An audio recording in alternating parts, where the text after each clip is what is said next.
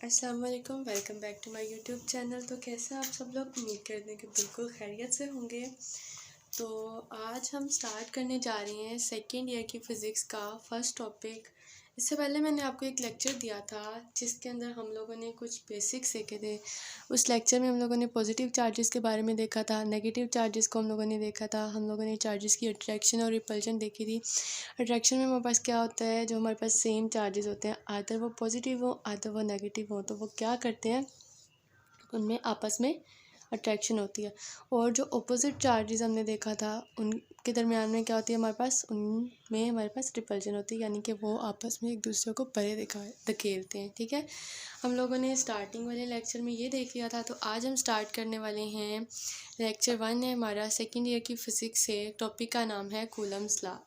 ठीक है, तो कूलम्स लॉ जो था, इसको कूलम ने डिस्कवर किया था 1874 में, 1874 में।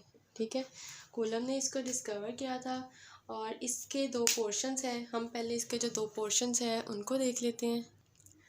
अच्छा, तो देखें, इसके जो दो पोर्शंस होते हैं ना, पहले नंबर पे हमारे पास क्या है, जो फोर्स होती है दो चार्जेस के दरमियान, आइदर वो अट्रैक्टिव हो आइदर वो रिपल्सिव हो, फोर्स ऑफ अट्रैक्शन हो या फोर्स ऑफ रिपल्शन हो। देखिए, जो सेम चार्जेस होते हैं उनके दरमियान में क्या होती है, रिपल्सिव फोर्स प्रेजेंट होती है। और जो अपोजिट चार्जेस होते हैं उनके दरमियान में क्या हो रही होती है, हमारे पास अट्रैक्शन हो रही होती है। ठीक हो गया। इसकी फोर्स ऑफ अट्रैक्शन या फोर्स ऑफ रिपल्जन वो किसके डायरेक्टली प्रोपोर्शनल होती है, जो दो चार्जेस जिनके दरमियान में फोर्स प्रेजेंट है, आइदर वो अट्रैक्टिव थी आइदर वो रिपल्सिव थी, उन चार्जेस के मैग्नीट्यूड के प्रोडक्ट के डायरेक्टली प्रोपोर्शनल होती है। ठीक है, इन दो चार्जेस के दरमियान में जो फोर्स है इन चार्जेस के मैग्नीट्यूड के प्रोडक्ट के डायरेक्टली प्रोपोर्शनल होती है। ठीक है, पहला पोर्शन हमारे पास ये हो गया। अब मैं यहाँ पे आपको मैग्नीट्यूड के बारे में थोड़ी सी चीज़ बताती हूँ। इसको हम लोग एक मिसाल के तौर पे समझ लेते हैं। देखिए, सपोज़ कि हमारे पास चार्जेस हैं। ठीक है, ये चार्जेस, इनका साइज़ जो है हमारे पास बहुत ही ज़्यादा स्मॉल है, तो इनकी मैग्नीट्यूड यानी कि कम है, मैग्नीट्यूड कम हो गई। देखिए, इनकी मैग्नीट्यूड क्या है, कम है। ठीक है, यानी कि इसका साइज़ कम है, इसकी मैग्नीट्यूड कम है। इसके बाद में आप ये वाला चार्ज देखें, इसका मैग्नीट्यूड बड़ा है, यानी कि साइज़ इसका बड़ा है, साइज़ ही मैग्नीट्यूड होता है। ठीक है, यहाँ पे मैग्नीट्यूड कम है, तो क्या होगा, यहाँ पे जो फोर्स प्रेजेंट होगी ना इनके दरमियान में, वो फोर्स भी हमारे पास कम होगी। ठीक है, जैसे जैसे हम लोग नीचे डाउनवर्ड आ रहे हैं, देखें इस चार्ज का साइज़ थोड़ा सा बढ़ गया, यानी कि साइज़ इंक्रीज़ हो गया, मैग्नीट्यूड इंक्रीज़ हो गया। थोड़ा सा मैग्नीट्यूड इंक्रीज़ हुआ तो इनके दरमियान में जो फोर्स है वो भी इंक्रीज़ हो गई। फिर आप इसके नीचे वाले चार्ज की तरफ आएँ। ठीक है, ये चार्ज उससे भी बड़ा है, इसका मैग्नीट्यूड इंक्रीज़ कर गया, इसके दरमियान में जो फोर्स होगी वो भी इंक्रीज़ कर जाएगी। अब ये देखें, ये सबसे बड़ा चार्ज है। ठीक है, ये चार्ज, इसका मैग्नीट्यूड क्या है, मैग्नीट्यूड ज़्यादा है, तो इनके दरमियान में जो फोर्स प्रेजेंट है वो भी ज़्यादा ही होगी। ठीक हो गया, यहाँ पे हम लोगों ने देख लिया। अब मैं इसको आपको दोबारा इसका ओवरव्यू देती हूँ। देखिए, मैग्नीट्यूड हमारे पास चार्जेस का कम होगा तो इससे क्या होगा, उनका प्रोडक्ट भी कम होगा, और इनके दरमियान में जो फोर्स प्रेजेंट होगी, आइदर वो अट्रैक्टिव फोर्स है आइदर रिपल्सिव फोर्स है, तो वो फोर्स भी हमारे पास कम होगी। ठीक है, मैग्नीट्यूड ज़्यादा होगा तो उसका प्रोडक्ट भी ज़्यादा होगा, तो इस तरह से उसकी जो फोर्स होगी वो भी ज़्यादा होगी। और इसमें हमारे पास सेकंड पार्ट क्या है, सेकंड पार्ट हमारे पास क्या है, ये जो फोर्स है ना, इनके दरमियान में जो फोर्स है, अट्रैक्टिव फोर्स या रिपल्सिव फोर्स, मैंने आपको पहले ही बता दिया, कोई भी फोर्स हो सकती है। तो ये जो फोर्स है ना, ये इन्वर्सली प्रोपोर्शनल है। किसके इन्वर्सली प्रोपोर्शनल है, इन चार्जेस के दरमियान में जो डिस्टेंस है ना, इसके इन्वर्सली प्रोपोर्शनल है। यहाँ से देखिए, अगर तो हमारे पास ये जो डिस्टेंस है, इन दोनों चार्जेस का डिस्टेंस इंक्रीज़ कर जाएगा, यानी कि डिस्टेंस बढ़ जाएगा, डिस्टेंस बढ़ेगा तो चार्जेस क्या होंगे, दूर चले जाएंगे। तो इस केस में हमारे पास क्या है, डिस्टेंस इंक्रीज़ हुआ तो जो फोर्स थी वो क्या हो जाएगी, फोर्स कम हो जाएगी। डिस्टेंस इंक्रीज़ होने से फोर्स हमारे पास डिक्रीज़ होगी। तो ये देखें, यानी कि ये इन्वर्स रिलेशन में है। तो यहाँ पे आगे हम लोग क्या करेंगे, आगे हम लोगों ने एक काम करना है।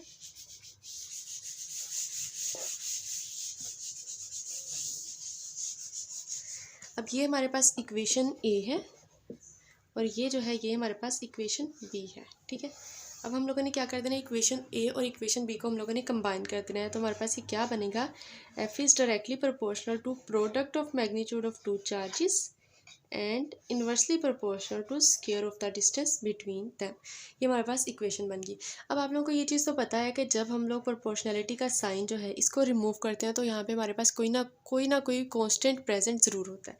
तो यहाँ पे हम प्रोपोर्शनैलिटी को रिमूव कर देंगे तो यहाँ पे हमारे पास जो कांस्टेंट आएगा वो हमारे पास के कांस्टेंट आ जाएगा, Q1 Q2 ओवर आर का स्क्वायर। ठीक हो गया, ये हमारे पास फार्मूला बन गया। अब यहाँ पे आके हम लोग इसकी जो स्टेटमेंट है, पहले हम लोग इसकी स्टेटमेंट को देख लेते हैं कि इसकी स्टेटमेंट क्या है। तो कूलम्स लॉ की स्टेटमेंट हमारे पास क्या है, electrostatic force between 2 point charges is directly proportional. रुके, नीचे जो हम लोग फार्मूला ड्राइव करके आए, मैं यहाँ पे पहले आप लोगों को फार्मूला लिख दूँ जिससे आपको इस स्टेटमेंट को समझने में और ज़्यादा हेल्प मिलेगी। सॉरी, यहाँ पे डायरेक्टली प्रोपोर्शनल आएगा।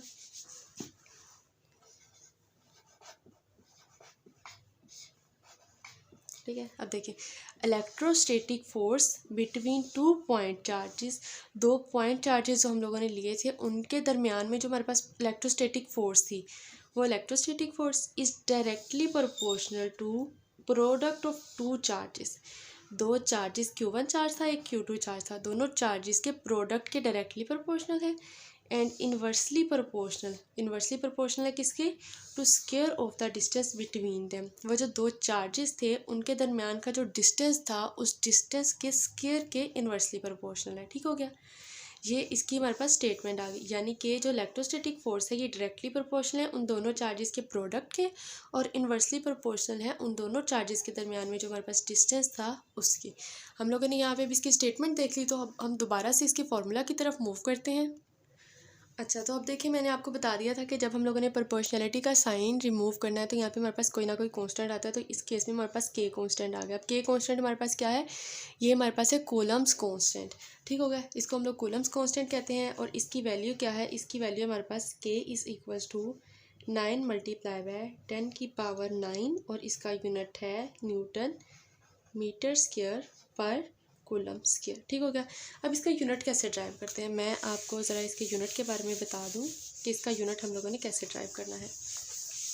यूनिट ड्राइव करने के भी तरीके होते हैं, तो ये वाला यूनिट भी बिल्कुल इसकी इक्वेशन से ही ड्राइव होगा। तो इसका यूनिट हमारे पास कैसे आएगा,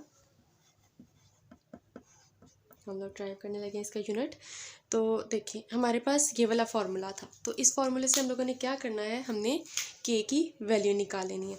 तो के हमारे पास इस तरफ रह जाएगा, इधर वाली साइड पे हमारे पास एफ था। ठीक है, ये जो इधर हमारे पास डिवीजन में चीज़ है, ये इधर आके मल्टीप्लिकेशन में हो जाएगी, आर का स्क्वायर ओवर, और जो हमारे पास चीज़ प्रोडक्ट में थी वो इधर आके डिवीजन में आ जाएगी, तो Q1 और Q2। ठीक हो गया, ये हमारे पास इक्वेशन बन गई। अब हमें पता है कि जो हमारे पास फोर्स होती है वो किस में होती है, न्यूटन में होती है। तो फोर्स का यूनिट न्यूटन होता है, और जो हमारे पास डिस्टेंस होता है वो मीटर में होता है। तो मीटर डिस्टेंस का स्क्वायर है तो मीटर का स्क्वायर भी आ जाएगा। ओवर में हम लोग, हमारे पास चार्ज किस में होता है, कूलम में होता है। इस चार्ज का यूनिट कूलम और इस चार्ज का यूनिट भी कूलम। ठीक हो गया, अब हम लोग इसको लिखते हैं न्यूटन मीटर स्क्वायर, इसका प्रोडक्ट है तो कूलम का स्क्वायर हो जाएगा। तो हमारे पास क्या बन जाएगा, न्यूटन मीटर स्क्वायर पर कूलम स्क्वायर। नीचे प्लस की थी पावर, ऊपर जब जाएगी तो ये नेगेटिव की पावर हो जाएगी। तो ये हमारे पास के का यूनिट आ गया। के का यूनिट हम लोगों ने ऐसे ड्राइव कर लिया। ठीक हो गया, अब हम लोगों ने जो के की वैल्यू है, के की वैल्यू ये हमारे पास 9 मल्टीप्लाई बाय 10 की पावर 9 मीटर सेकेंड पर कूलम सेकेंड आ गई थी। तो ये वैल्यू हम लोगों ने कहाँ से निकाली, के की बेसिकली हमारे पास क्या वैल्यू होती है, के की वैल्यू हमारे पास होती है 1/4 पाई एप्सिलॉन नॉट। ठीक हो गया, अब यहाँ पे एप्सिलॉन नोड की बात आती है कि एप्सिलॉन नोड हमारे पास एक्चुअली में क्या चीज़ है। तो एप्सिलॉन नोड हमारे पास होता है परमिटिविटी ऑफ फ्री स्पेस, यानी कि फ्री स्पेस की परमिटिविटी। एक सेकंड में बोर्ड साफ कर लूँ फिर आपको बताती हूँ इस चीज़ का।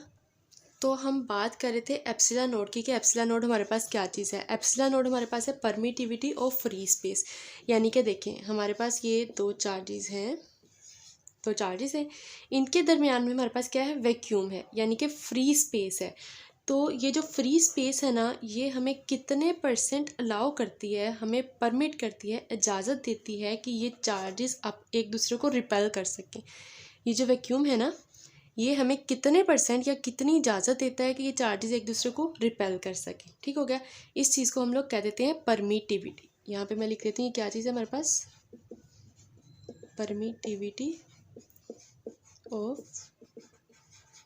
Free space. तो ये हो गया हमारे पास परमिटिविटी ऑफ फ्री स्पेस, यानी कि इस स्पेस ने कितनी इजाज़त दी कि ये जो चार्जेस हैं एक दूसरे को रिपेल कर सकें। इसको हम लोगों ने कह देना है कि हमारे पास परमिटिविटी ऑफ फ्री स्पेस होता है। तो इसकी वैल्यू हमारे पास क्या होती है, एप्सिलॉन नोड हमारे पास होता है 8.85 मल्टीप्लाई बाय 10⁻⁻12।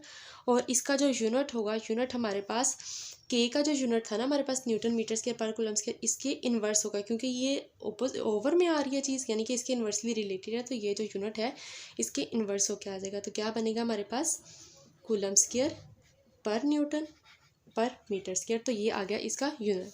तो अब हम लोग इस इक्वेशन के अंदर इसकी वैल्यू पुट करते हैं। ये वाली जो इक्वेशन थी हमारे पास, इस इक्वेशन को ए का नाम दे देते हैं। यहाँ पे के की वैल्यू पुट करें, F is equals to 1/4πε0 Q1 Q2 over r का स्क्वायर। तो ये हमारे पास बन गई है इक्वेशन नंबर बी। अच्छा, पहले तो हम लोगों ने बात कर ली कि जो दो चार्जेस थे ना हमारे पास, उनके दरमियान में कोई भी चीज़ नहीं थी। इनके दरमियान में क्या था हमारे पास फ्री स्पेस थी। यहाँ पे फ्री स्पेस थी। तो अब हम लोगों ने देख लेना है कि अगर हमारे पास यहाँ फ्री स्पेस की बजाय यहाँ पे कोई ना कोई मीडियम रखते, वो मीडियम हमारे पास कुछ भी हो सकता है। हमारे पास कोई पेपर की शीट हो सकती है, हमारे पास कुछ भी पेपर हो सकता है, कोई भी चीज़, हमारे पास ग्लास हो सकता है, कोई भी हम लोग ले सकते हैं यहाँ पे मीडियम। और वो जो मीडियम होगा ना उसकी वैल्यूज़ आपके बुक पे मिल जाएंगी पेज नंबर 3 पे। तो हर मीडियम, यानी कि हम पेपर भी ले सकते हैं, कोई शीट ले सकते हैं, ग्लास ले सकते हैं, वाटर ले सकते हैं, तो उसकी जो वैल्यूज़ है ना वो आपको पेज नंबर 3 पे मिल जाएंगे। ठीक है, अगर हमारे पास ये चार्जेस के दरमियान में फ्री स्पेस की बजाय यहाँ पे हम लोगों ने कोई भी मीडियम रख दिया है, अब ये मीडियम कोई भी हो सकता है, तो अब हमारे पास क्या होगा, हमारे पास यहाँ पे एक क्वांटिटी का इजाफा हो जाएगा। वो हमारे पास क्या होगी, एफ इज़ इक्वल्स टू 1/4πε0 ठीक हो गया, Q1 Q2 ओवर आर का स्क्वायर। जो क्वांटिटी हमारे पास नहीं आई है वो हमारे पास क्या है, एप्सिलॉन नॉट। ठीक है, इस क्वांटिटी को हम लोग एप्सिलॉन नॉट के नाम से डिनोट करते हैं। तो ये हमारे पास क्या होता है, एप्सिलॉन नॉट, इसको हम कहते हैं रिलेटिव परमिटिविटी। एप्सिलॉन नॉट हमारे पास क्या था, ये हमारे पास परमिटिविटी और फ्री स्पेस थी। अब एप्सिलॉन नॉट हमारे पास क्या है, इसको हम लोग कहते हैं, ये हमारे पास है रिलेटिव परमिटिविटी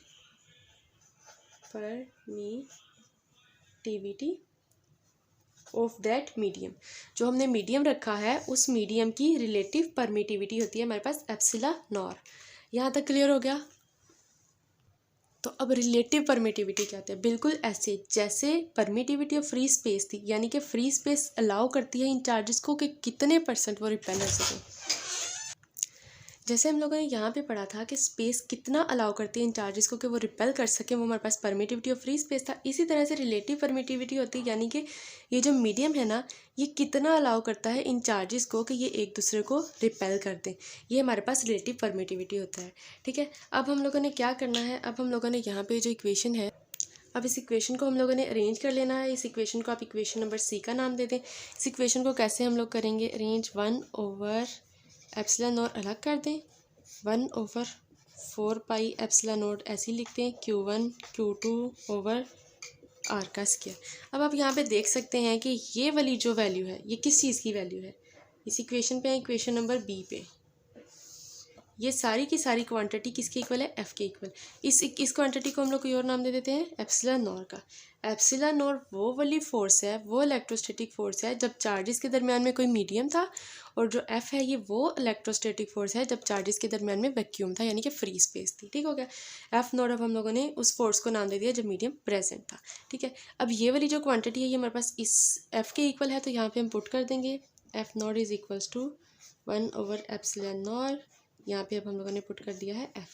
तो अब हम लोग इसको लिख सकते हैं F naught is equals to f/एप्सिलॉन नॉट। ठीक हो गया। मैं एक बार फिर से बता दूं कि एफ नॉट वो वाली फोर्स है जब मीडियम प्रेजेंट था, और एफ वो वाली फोर्स है जब हमारे पास मीडियम प्रेजेंट नहीं था। ठीक है, अब इन दोनों में जो डिफरेंस है इसको मैं आपको थोड़ा सा एक एग्जांपल से समझाती हूँ। ठीक है, अब देखें, जब हमारे पास क्या था, जब हमारे पास वैक्यूम था यानी कि फ्री स्पेस थी, तब हमारे पास एफ़ की वैल्यू हमारे पास क्या थी, तब हमारे पास एफ़ की वैल्यू थी 10 न्यूटन।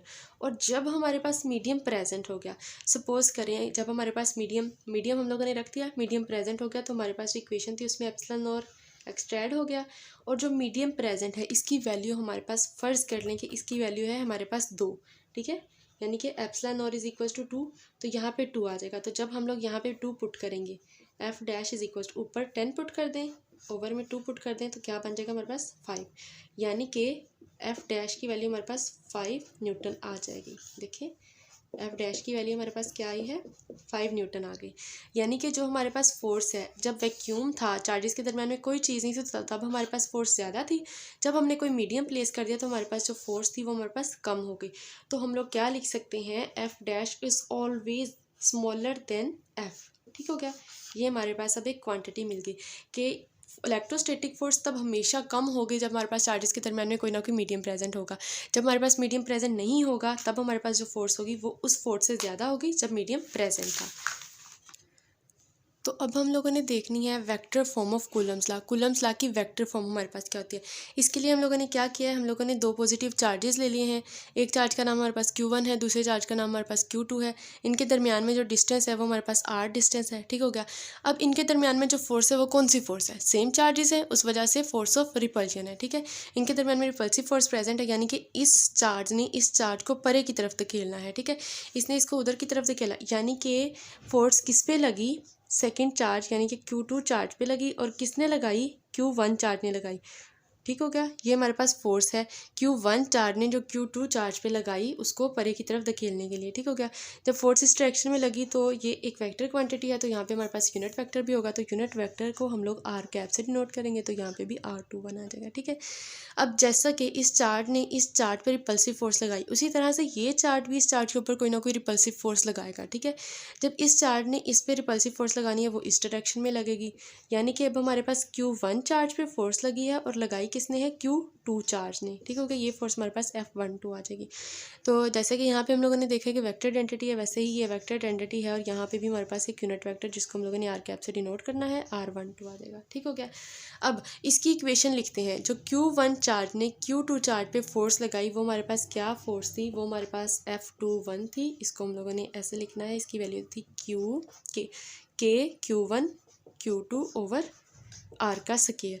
जबकि ये उस डायरेक्शन में थे तो यहाँ पे वेक्टर आइडेंटिटी है, तो यहाँ पे अब हम लोग एक क्वांटिटी का एडिशन कर लेंगे जो कि उसका यूनिट वेक्टर है R21। ठीक हो गया, इस इक्वेशन का आप नाम दे लें इक्वेशन नंबर 1 हो गई है आपके पास। ठीक है, अब इसी तरह से इस चार्ज ने तो इस चार्ज पे फोर्स लगाई, वो हमारे पास फोर्स क्या है, F12, यानी कि Q1 चार्ज पे लगी है और Q2 चार्ज ने लगाई है।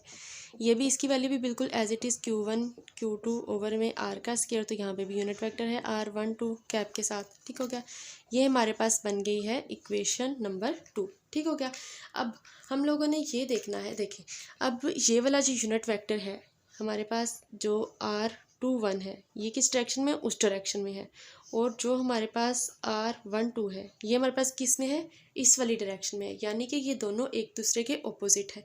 अब हम क्या करेंगे, इसकी डायरेक्शन उधर को करने के लिए हम क्या कर देंगे, इसकी डायरेक्शन जब हम लोगों ने चेंज की तो साथ में क्या आ जाएगा, नेगेटिव का साइन आ जाएगा, R12 कैप इसके साथ नेगेटिव का साइन आ जाएगा। ठीक हो गया, R12 के सॉरी एक सेकेंड, देखें जब हम लोगों ने इसकी डायरेक्शन चेंज की तो साथ में क्या आ जाएगा, नेगेटिव का साइन। अब क्या हुआ है हमारे पास, ये जो था R21 इसकी डायरेक्शन भी उधर को थी, R12 की डायरेक्शन भी उधर को होगी, लेकिन नेगेटिव साइन के साथ। अब हम कह सकते हैं कि ये दोनों जो डायरेक्शन है एक साइड पे हैं, तो अब हम लोग इस इक्वेशन को लिख सकते हैं R21 cap is equals to R12 cap with negative sign. ठीक हो गया, अब जो हमारे पास R12 है, ठीक हो गया, इसकी जगह पे हम क्या पुट कर सकते हैं, नेगेटिव R21। ये वाला नेगेटिव का साइन है तो इस नेगेटिव साइन को हम लोग इधर भी लेके आ सकते हैं, जब वो इधर आएगा तो यहाँ से हमारे पास ये रिमूव हो जाएगा। ठीक हो गया, अब R12 की जगह पे हम लोगों ने क्या लिखना है, F12 इक्वेशन अब हमारे पास क्या बन जाएगी, is equals to K Q1 Q2 over में R का स्क्वायर, साथ में R21 नेगेटिव साइन के साथ। अब हम लोगों ने इसको लिखना है F12 is equals to negative K Q1 Q2 over में R का स्क्वायर, और यहाँ पे हमारे पास R21 बन जाएगा। ठीक हो गया, अब यहाँ पे एक चीज़ देखिए, ये जो है ये हमारे पास किसके इक्वल है, K Q1 Q2 over R का square R21, K Q1 Q2 over R का स्क्वायर R21। ये वाली जो सारी की सारी चीज़ है ये हमारे पास इस चीज़ के इक्वल आ रही है, तो यहाँ पे अब हम लोग पुट कर सकते हैं F12 is equals to negative का साइन ये वाला हमारे पास नीचे आ गया, और इसकी जगह पे वो लिखते हैं F21। ठीक हो गया। अब हम इस इक्वेशन को ऐसे लिख सकते हैं, ये हमारे पास वेक्टर फॉर्म आ गई कूलम्स लॉ की। ये दोनों फोर्सेस जो हैं ये एक दूसरे के इक्वल हैं बट ऑपोजिट डायरेक्शन में। जैसे कि मैंने आपको यहाँ से दिखाया था, यहाँ पे हमारे पास क्या चीज़ थी कि ये इसने जो इस पर फोर्स लगाई थी वो इस डायरेक्शन में थी, इसने जो इस पर फोर्स लगाई वो इस डायरेक्शन में थी। ये दोनों फोर्सेस F21 फोर्स और F12 फोर्स, ये दोनों फोर्सेस इक्वल है लेकिन क्या है, ऑपोजिट है, एक दूसरे के ऑपोजिट डायरेक्शन में है। तो ये हमारे पास फाइनल रिजल्ट आ गया। इसको हम लोग सी से डिनोट कर लेते हैं। ठीक हो गया, ये हमारे पास रिजल्ट आ गया।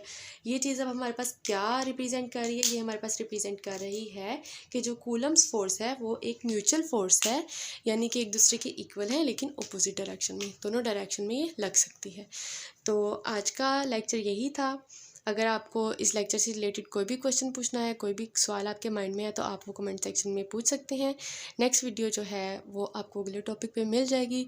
तो आपको ये वाला जो कोर्स है इसको कंप्लीट करने के लिए हमारे चैनल को सब्सक्राइब करना होगा, ताकि जैसे ही अगली वीडियो आए उसका नोटिफिकेशन आपको मिल जाए और आप वो वीडियो देख सकें। तो मिलते हैं अगले वीडियो में, तब तक के लिए अपना बहुत सारा ख्याल रखिएगा। अल्लाह हाफिज़।